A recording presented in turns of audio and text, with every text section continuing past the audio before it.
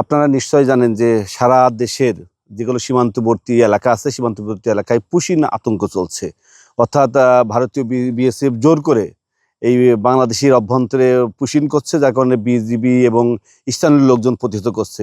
আমি যদি এখন মহেশপুর উপজেলার সীমান্তবর্তী এলাকা গোপালপুর গ্রামে আসছি, আমি যদি ক্যামেরা পার্সনের মাধ্যমে দেখাতে চাই, এই গোপালপুর গ্রাম থেকে 0 পয়েন্ট থেকে প্রায় 150 গজ দূরে ভারতের মধুপুর নামক স্থানে রয়েছে। এবং তারকাটা বেড়ার পাশে আমি যদি ক্যামেরা পার্সনের মাধ্যমে দেখাতে চাই, বেড়ার পাশে যে গেট রয়েছে তারকাটা গেটের মাধ্যমে মূলত ভারত থেকেই লোকজন জড়ো করে কিন্তু পুষিয়ে চেষ্টা করে, অর্থাৎ সন্ধ্যার পর থেকে গভীর রাত পর্যন্ত পুষিয়ে চেষ্টা করে। এদিকে Bangladesh border guard of Bangladesh অর্থাৎ বিজিবি কিন্তু এই সীমান্তে সীমান্তের লোকজন আনসার সদস্য সহ কিন্তু এলাকার লোকজন নিয়ে কিন্তু কঠোর হস্তে প্রতিহত করেছে। অর্থাৎ 5 থেকে 7টি যে স্পট যদি আমি আপনাকে বলি, যে আমাদের মহেশপুর উপজেলার সামন্তা, খোসালপুর, বাগাডাঙ্গা, মাটিলা, পৈলানপুর যে পুশিন করার চেষ্টা করছে, সেক্ষেত্রে কিন্তু বিজিবির পক্ষ থেকে স্থানীয় লোকজনের মাধ্যমে কিন্তু সেটা প্রতিহত করা হয়েছে। যার কারণে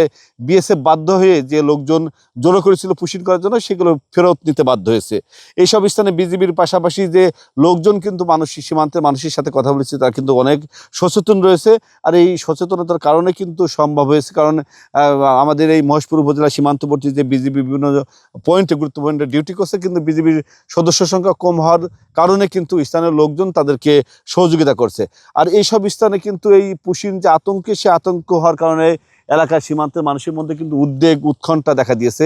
তারা কিন্তু রাতে ঠিকমতো ঘুমাতে পারছে না, এমনটি তারা জানিয়েছেন। তাদের মধ্যে একটা পুশিন আতঙ্ক, সীমান্তে কি হবে, সীমান্তে উত্তেজনা বৃদ্ধি পাচ্ছে, এরকম ভয় বা ভীতি নিয়ে কিন্তু তারা সীমান্তের মানুষ বসবাস করছে।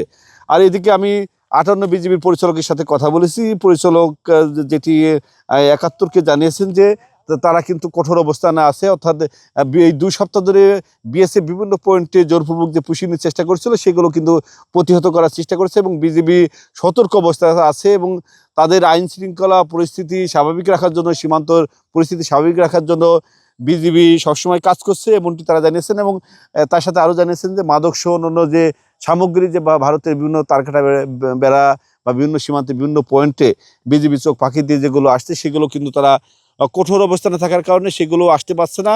এবং একাধিক সময় কিন্তু তারা বিভিন্ন মাদক সহ বিভিন্ন ওষুধ এবং তারা কিন্তু আটক করেছে এবং এর সাথে কিন্তু একাধিক উদ্ধারও করেছে, এটা বিজিবির পক্ষ থেকে জানানো হয়েছে।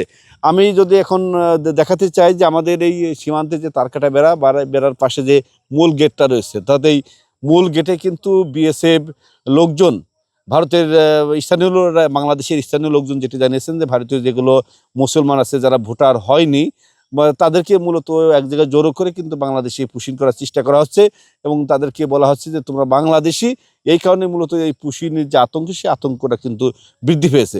তা সর্বশেষ পরিস্থিতি যদি আমি আপনাদের জানাতে চাই যে আমাদের এই মহেশপুর উপজেলার গোপালপুর যে এলাকা আছে, সীমান্তবর্তী যে এলাকা আছে, সেই এলাকায় বিভিন্ন লোকজন আমরা দেখেছি যে বিজিবির সাথে বিভিন্ন লোকজন ডিউটি করছে, যার কারণে মহেশপুর উপজেলার মোট 70 কিলোমিটার সীমান্ত রয়েছে। 70 কিলোমিটারের মধ্যে 10 কিলোমিটার তারকাটা বিহীন আছে। অর্থাৎ এই 70 কিলোমিটার যেসব স্থানে গুরুত্বপূর্ণ স্থানে বিওপির বিভিন্ন পয়েন্টে বিজিবি সহ স্থানীয় লোকজন ডিউটি করছে।